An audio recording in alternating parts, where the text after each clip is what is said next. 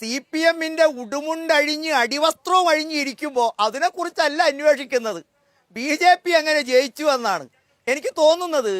ഇവരുടെ നേതാക്കന്മാരും ചാനൽ ചർച്ചകളിൽ വരുന്ന ഇത്തരം ആളുകളുടെയും ഉദ്ഘോഷണങ്ങൾ വളരെ കൃത്യമായിട്ട് അവിടെ തകർച്ചയ്ക്ക് ആക്കം കൂട്ടിയില്ലേ.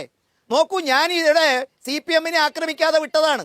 എന്നാൽ ഗോപൻ സാറ് ബി ജെ പിയുടെ കയറിയിട്ട്, സാർ നിങ്ങൾ കേരളത്തെ പരിഹസിക്കരുത്. ഞാൻ ചോദിക്കട്ടെ സാർ, അദാനിയുടെ ആസ്തി നിങ്ങൾ അന്വേഷിക്കുന്നു. സാർ, പിണറായി വിജയന്റെ ആസ്തിയെക്കുറിച്ച് ഒരു വിശദീകരണം എന്താ? കമ്മ്യൂണിസ്റ്റ് മാർക്സിസ്റ്റ് പാർട്ടിയിൽ പിണറായി വിജയൻ പ്രവർത്തനം തുടങ്ങുമ്പോൾ അദ്ദേഹത്തിന്റെ ആസ്തി എത്രയാ സാർ? എന്ത് ജോലിയാണ് കേരളത്തിൽ പിണറായി വിജയൻ ചെയ്തത്? ഇന്ന് അദ്ദേഹത്തിന്റെ കുടുംബത്തിന്റെ ആസ്തി എത്രയാണ്? നിങ്ങൾ പറയുന്നതും പ്രവർത്തിക്കുന്നതും തമ്മിൽ എന്തെങ്കിലും ബന്ധമുണ്ടോ? ഇനി അദാനിയെ കുറിച്ച് പറയാൻ നിങ്ങൾക്ക് എന്ത് അർഹതയാണ് സാർ? നിങ്ങൾ കേരളത്തിലെ ജനങ്ങളെ തെറ്റിദ്ധരിപ്പിക്കരുത് മിസ്റ്റർ ഗോപൻ. അവർ വിവരമില്ലാത്തവരാണ്, ദേശാഭിമാനിയും കൈരളിയും മാത്രം കാണുന്ന വിശ്വാസം. നിങ്ങൾ ഒരു ചോദ്യം ചോദിച്ചു, ഏത് പൊതുമേഖലാ സ്ഥാപനമാണ് ഞങ്ങൾ സ്വകാര്യവൽക്കരിച്ചത്? ഞാൻ പറയണോ മിസ്റ്റർ ഗോപൻ? കോവളം കൊട്ടാരത്തെ കുറിച്ച് ഗോപൻ കേട്ടിട്ടുണ്ടോ? കോവളം കൊട്ടാരം ആരുടെ ഉടമസ്ഥയിലായിരുന്നു ഗോപൻ? അത് ഇന്ന് ആരുടെ ഉടമസ്ഥയിലാണ് ഗോപൻ? അതൊരു കൊട്ടേഷൻ വിളിച്ചോ ലേലം നടത്തിയോ കൊടുത്തതാണോ? അത് ഓഹരി വിൽപ്പന നടത്തിയതാണോ? അത് ആരാ കൊടുത്തത് മിസ്റ്റർ ഗോപൻ? മിസ്റ്റർ ഗോപൻ, നിങ്ങൾ കോമൺവെൽത്ത് എന്നൊരു സ്ഥാപനത്തെ കുറിച്ച് കേട്ടിട്ടുണ്ടോ? എന്റെ കോഴിക്കോട്ടുണ്ട് മിസ്റ്റർ ഗോപൻ ഒരു കോമൺവെൽത്തിന്റെ ഫാക്ടറി. അതിന്റെ അവസ്ഥ അറിയോ? ആരുടെ കൈവശമാണെന്ന് അറിയോ നിങ്ങൾക്ക്?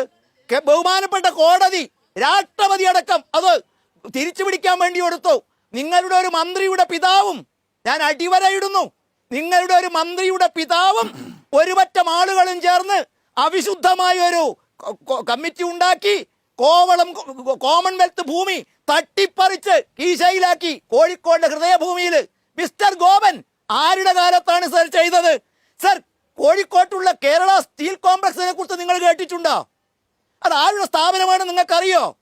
അത് എപ്പോഴാണ്, ഇപ്പൊ ആരുടെ കയ്യിലാണ് അതിന്റെ ഓഹരി ഉള്ളതെന്നും അതിന്റെ കേസ് നടക്കുന്ന മിസ്റ്റർ ഗോപൻ അറിയോ?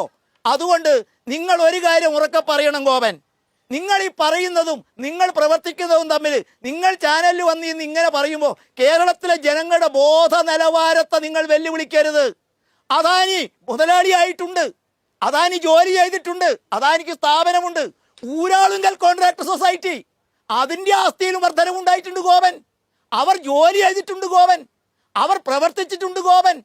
ഇവിടെ അങ്ങ് പാവപ്പെട്ടവന്റെ നെഞ്ചില് സ്വാശ്രയ കോളേജിൽ സമരം ചെയ്യുമ്പോൾ സ്വന്തം മകളെ അമൃതാനന്ദമയിയുടെ കോളേജിൽ കൊണ്ടുപോയി ഏത് വഴിയിലാണ് അവിടെ അഡ്മിഷൻ കിട്ടിയത് എന്നൊക്കെ വേറൊരാൾ പറഞ്ഞിട്ടുണ്ട്. ഗോപന് വായിച്ചു നോക്കാം.